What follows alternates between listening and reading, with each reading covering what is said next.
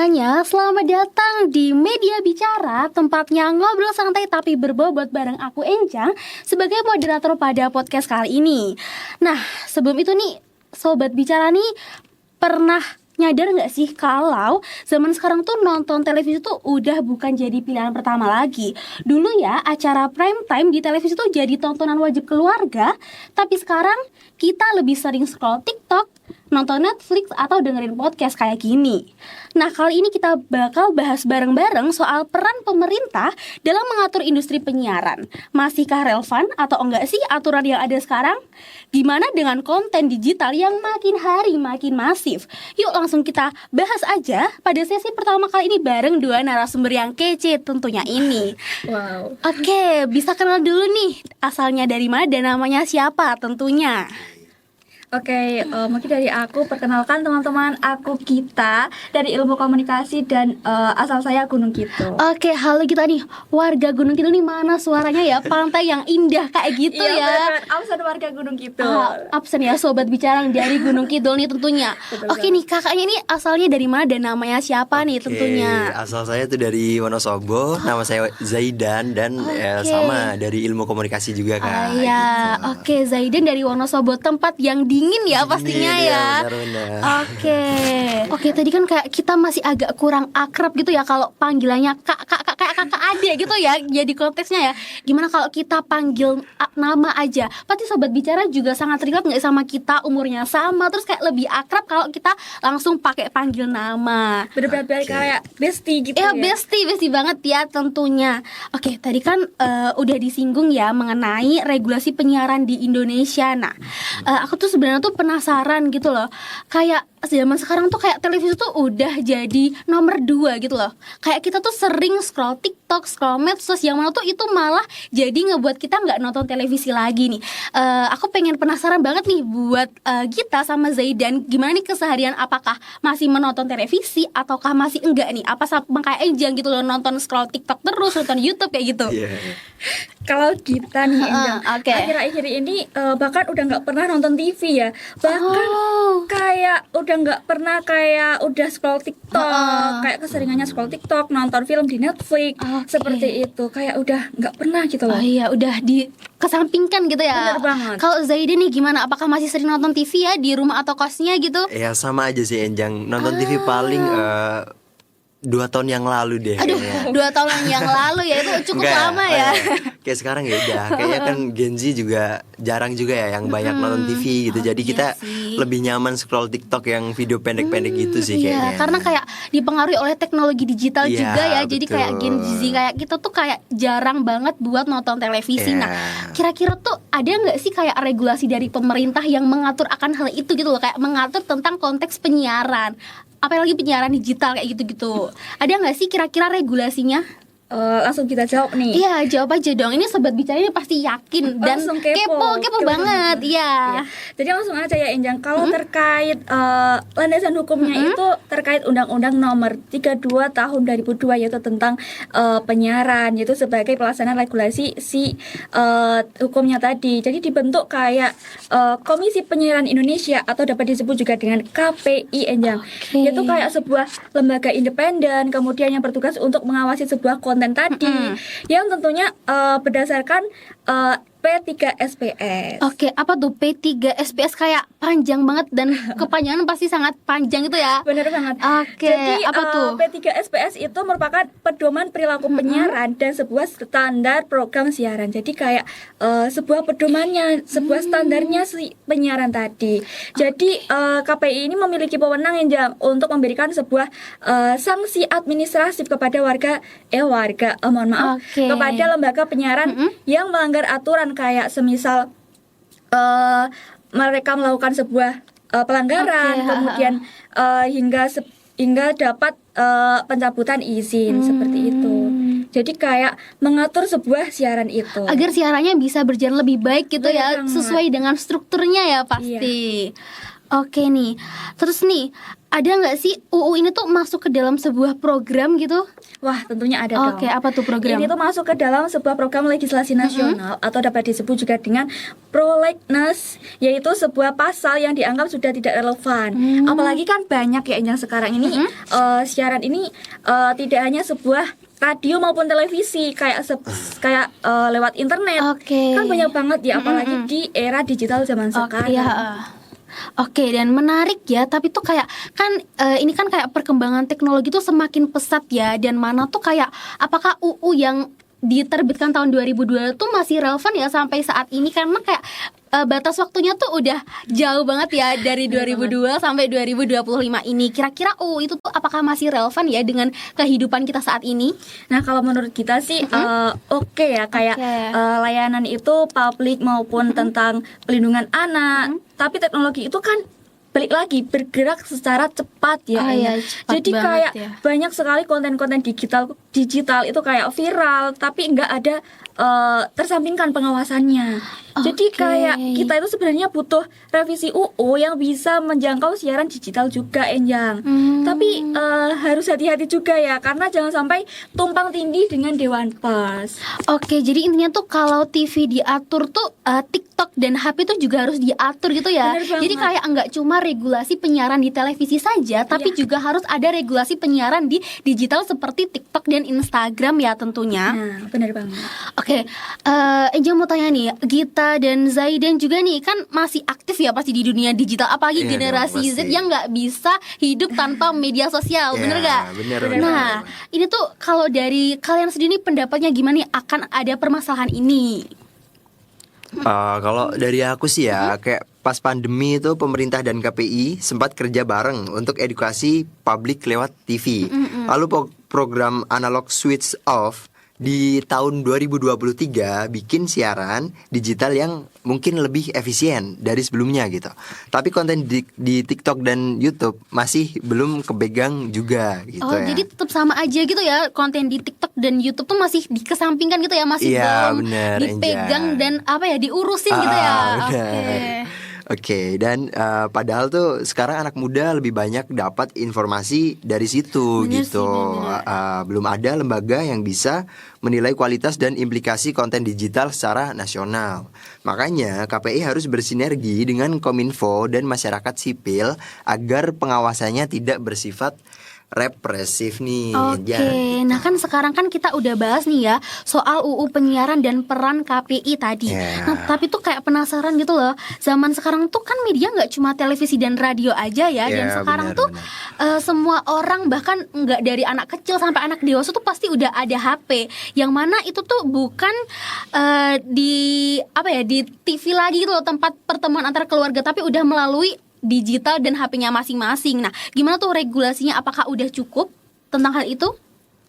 Iya bener banget sih Anjang. Jadi gini ya, sekarang tuh kita sebenarnya udah butuh sistem pengaturan yang sifatnya tuh hybrid gitu loh. Oke, hybrid. Maksudnya tuh gimana? Mobil listrik gitu, Boh? Atau gimana itu hybrid? Bukan dong, bukan Oh, bukan. Anjang. Maksudnya tuh hybrid itu sistem yang bisa menjangkau dua dunia gitu. Satu, penyiaran konvensional kayak Jangan nervous ya, kayak televisi gitu ya. Kayak televisi dan radio yang pakai frekuensi publik gitu. Yang kedua, konten digital kayak YouTube, TikTok atau Netflix yang jalannya lewat algoritma, bukan frekuensi gitu. Jadi kayak dua dunia siaran yang beda jalur tapi sama-sama ditonton masyarakat gitu ya. Iya, benar. Oke. Nah, terus nih buat Gita mau tanya nih, Apa tuh? apakah ini tuh akan diatur ketat sama halnya dengan televisi ya, buat peraturan yang ada di YouTube, Netflix atau lain sebagainya? Ini teman sobat media. Iya. Nah, jadi benar banget yang aku setuju karena masalahnya nih selama ini kan diatur secara ketat nih oleh si siaran TV dan radio tadi. Tapi konten digital gimana Enjang? Jadi kan masih agak longgar ya pengawasannya. Oke. Padahal kan sekarang itu banyak sekali orang yang lebih kayak digital, kayak internet TikTok, YouTube dan lain sebagainya. Kalau konten digital kan seperti itu. Oke, jadi kayak ini tuh kontennya yang di digital tuh kayak bebas banget gitu ya, kayak Iya. belum ada kayak pembatasnya antara yang satu dengan yang lainnya. Ada yang lucu dan juga ada yang kadang bikin geleng-geleng nggak sih Iya. konten yang ada di media sosial tuh? Kayak mungkin belum teratur atau mungkin iya, belum ada pengawasannya seperti itu. Mm-mm. Oke. Nah, terus nih, biar itu bisa diatur nih ya, itu caranya gimana tuh buat ngatur semuanya yang terlalu bebas itu? Oke, nah itu yang jadi masalahnya ya. Oh. Kalau nggak diatur dengan sistem yang setara, bisa muncul ketimpangan nih.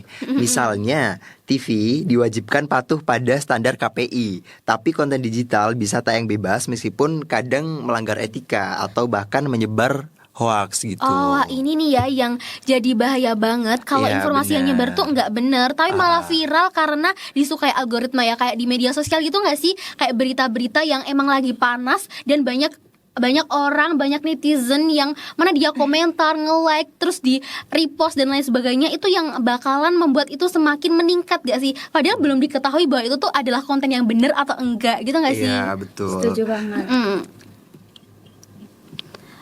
Oke, terus nih, biar kayak gitu tuh apakah ada yang dilakuin oleh pemerintah nggak sih tentang hal itu? Kayak apa sih sebenarnya yang pemerintah lakukan buat menanggulangi konten hoax yang mana itu telah menyebar di berbagai kalangan gitu loh, berbagai hal udah menyebar kemana-mana gitu. Itu ya, makanya sekarang banyak pihak mendorong revisi UU penyiaran supaya nggak cuma ngatur yang berbasis frekuensi aja gitu, tapi juga platform digital yang tujuannya biar pengawasan itu adil, kontennya tetap mendidik dan aman, baik di TV maupun di TikTok gitu. Angel. Wah, intinya berarti kita tuh saat ini tuh butuh undang-undang yang mana enggak hanya mengatur tentang pertelevisian aja, tapi juga harus mengatur media digital seperti YouTube dan TikTok gitu ya. Benar banget. Nah, terus nih ya, karena kayak gitu tuh berarti kayak apapun tuh juga akan berubah nggak sih kalau kayak gitu? Berarti Iya dong. mungkin bisa jadi ya. Iya. Paling media bicara ini kan udah tahu ya sobat-sobat media bicara, karena di TikTok sendiri kan banyak kayak viral gitu ya yang terkait RUU sendiri. Oh iya. Jadi karena cara orang mengakses informasi berubah, maka aturannya itu juga harus ikut menyesuaikan. Makanya di TikTok kan ramai ya. Iya, bener banget ya, kayak rame banget gitu, apalagi yang sampai kayak dipecat karena bener adanya regulasi ini gitu nggak sih? Iya. Nah, jadi itu di pasal 50B ayat 2 poin D sampai K. Yang itu tuh intinya kayak tidak boleh menampilkan sebuah unsur-unsur kekerasan, kemudian hal-hal mistis, kemudian yang berhubungan dengan rokok, narkoba, kemudian terkait gaya hidup negatif.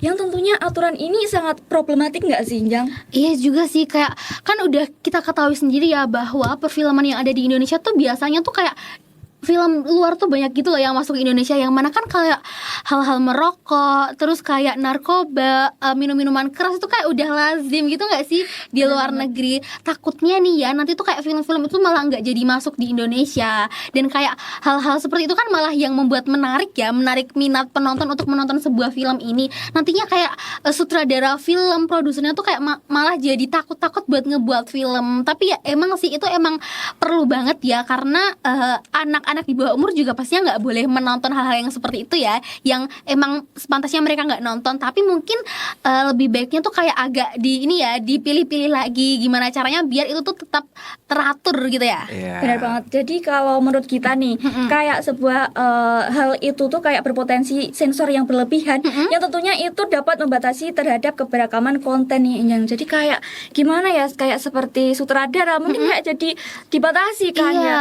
Padahal suatu hal-hal tersebut yang membuat kayak menjadi ramai, kayak seperti hal-hal mistis. Wah, ini kita jadi nggak bisa bahas-bahas mistis ya. Aduh, gak apa-apa sih, sobat bicara juga penasaran pasti hal-hal kayak gitu ya. Iya ya. Iya, padahal kayak itu tuh kayak menarik, menantang nyali dan hati. Iya kan, kayak Dan seru, gitu. ya seru banget gitu loh, kayak jadi kayak semakin dibatasi gitu ya. Dan ya emang kita harus bisa menaati peraturan, tapi kita juga harus mau bersikap kritis ya tentunya tentang peraturannya yang ada gitu.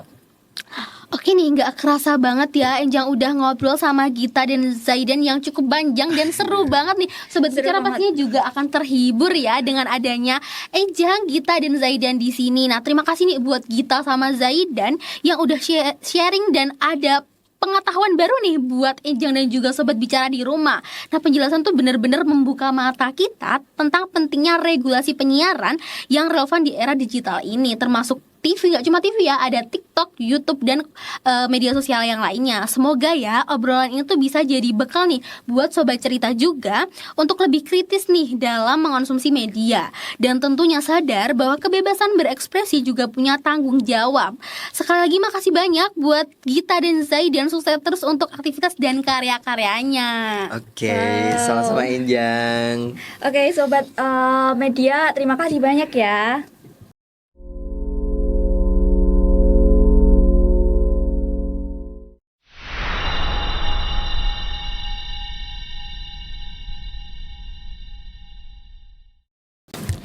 Oke, di sesi pertama tadi ya kita udah ada gambaran besar nih tentang dasar hukum penyiaran dan kenapa aturan lama tuh perlu direvisi ya tentunya. Nah, sekarang kita masuk di sesi kedua yang bakal lebih panas ini pastinya ya. Soalnya kita bahas soal revisi UU penyiaran yang katanya kontroversial gitu ya.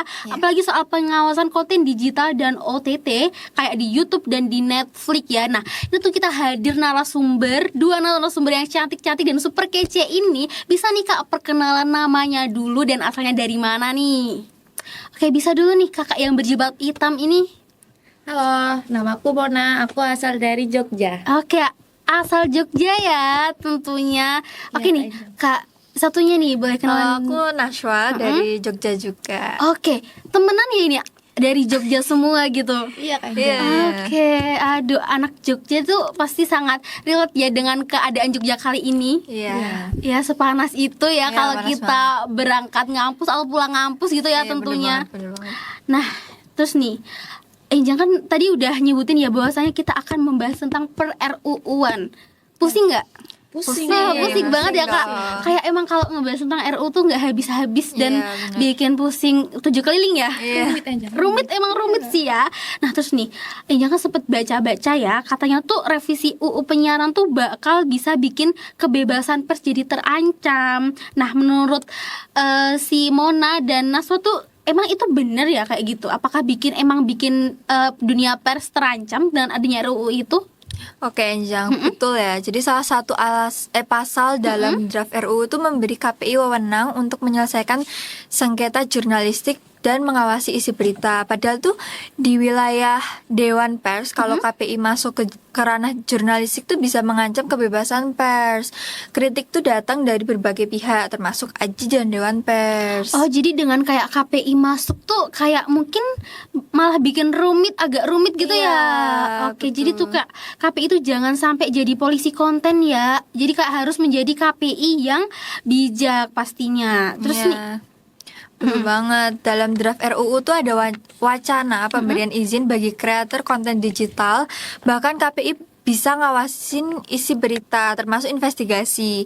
Ini tuh jadi sorotan karena bisa menutupi ruang ekspresi dan membungkamkan jurnalisme kritis gitu. Oke, bahkan kayak konten-konten kayak gitu tuh dibatasi gitu ya. Iya, Jadi kayak dibatasi. nggak sebebas itu buat bikin. Padahal kayak Betul, informasi betul. tuh kan ya harus disampaikan dengan jelas dan relevan Iya. gitu ya. Terus juga kayak itu kan kayak konten-konten ya. Dan banyak di Indonesia tuh konten kreator di YouTube. Beribu-ribu nggak benar, sih, benar, berjuta-juta benar. ribu yang orang-orang Indonesia jadi konten kreator. Nah, terus kalau adanya pembatasan kayak gitu, YouTuber tuh jadi punah dong. Padahal kan mereka bisa ngajarin gitu ya, kayak Angel sendiri ya, kayak misalnya belajar make up, belajar masak tuh kayak dari YouTube juga gitu loh. Iya. Kayak sebenarnya tuh Angel pengen nggak produktif, tapi karena ngelihat YouTube jadi produktif karena adanya konten-konten kayak gitu. Tapi emangnya OOT kayak gini tuh emang perlu diawasi gitu ya? Iya bener banget. Jadi kita tuh emang nggak bisa nutup mata ya. Konten digital sekarang itu punya dua sisi. Nah di satu sisi edukatif, tapi di sisi lain ada juga konten yang nggak ramah anak kayak kekerasan, eksploitasi, bahkan unsur seksual. Dan sayangnya semua itu bisa diakses anak-anak hanya lewat satu klik. Nah, disinilah pentingnya pengawasan terhadap platform digital atau yang disebut OTT over the top. Oke, jadi kayak ngebahas anak-anak tuh ya emang sangat parah ya. Kalau saat ini tuh kita bisa ngelihat anak-anak yang nonton YouTube di mana-mana, kapan aja gitu tanpa pengawasan. Jadi kayak orang tua tuh emang harus benar-benar bisa ngawasin anak-anaknya dalam mengakses YouTube gitu ya tentunya. Iya, terus juga jadi kepikiran deh. Selama ini kan yang sering kita dengar tuh soal ngatur siaran tuh kan KPI ya.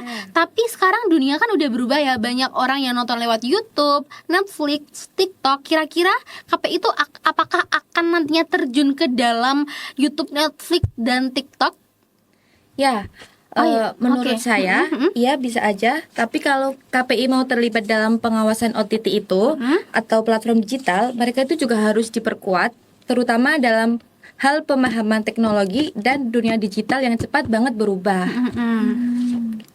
Oke, berarti kayak emang beda banget ya kayak ngatur televisi dan ngatur dunia digital kan ya. Setuju banget.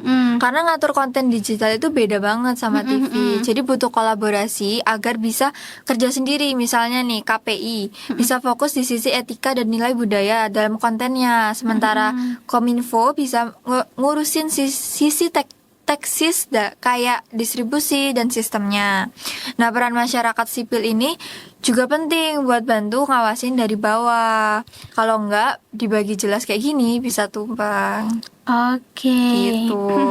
Jadi kayak sebenarnya tuh bisa aja ya turun ikut ngawasin, tapi emang perlu ada pembagian yang lebih merata gitu ya. Bener banget. Biar emang enggak mengganggu pekerjaan yang lainnya.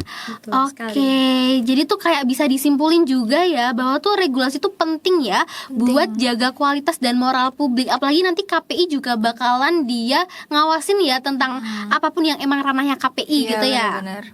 Oke, tapi tuh dengan hal itu undang-undang juga harus relevan ya dan jangan sampai mengekang kebebasan berekspresi juga. Iya. Oke, karena kayak menurut Mona dan kita tuh kayak kalau kebebasan pers emang enggak dibebaskan tuh kayak emang menghambat banget gak sih? Iya, menghambat banget. Karena saat menghambat karena ya nantinya nggak bisa bebas gitu ya dalam melakukan segala tindakannya. Iya, betul. Apalagi di luar, apalagi di media sosial gitu ya. Iya, dan itu sangat bebas gitu ya. Bahkan kita di media sosial bebas berekspresi. Tapi kalau misalnya kita nggak dikasih kebebasan juga takutnya itu malah menyalahi kodenya dulu. Iya. Oke. Terus nih ya, dan revisi yang udah dilakuin itu kan juga tentunya harus adil dan transparan ya dari melihat semua pihak. Dari jurnalis, konten kreator, sampai masyarakat.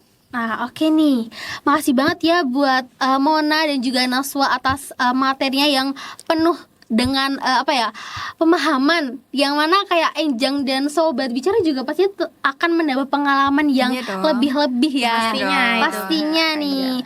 Oke, buat Sobat Bicara jangan lupa ya dengerin podcast kita dan jangan lupa nih biar makin banyak yang melek dengan dunia penyiaran, jangan lupa share, komen dan bisa ikutin kita terus. Bye bye. Terima kasih ya Kak Enjang. Makasih Enjang. Iya, sama-sama.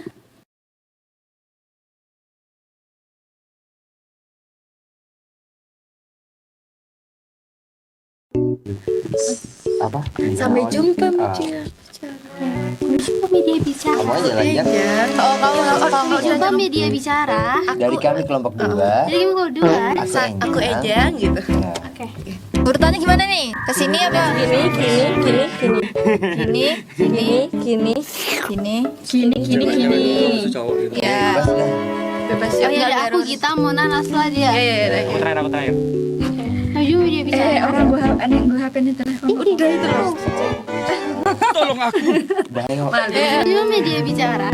Saya dari kelompok Kami dari kelompok ya. Aku Enjang. Aku Jawa. Terus yang terakhir siapa? Yang terakhir, Ceki. bye bye. Jangan. Bye. Barengan tapi bayangnya. Bye bye. Ya itu udah. Udah, cepet aja. Yuk. Buru. Sampai jumpa Media Bicara. Aku Enjang. Aku Mona. Aku Nashwa. Aku Gita. Aku Azril. Aku Zaidan. Aku Ceki. Bye. Kayak aneh ya.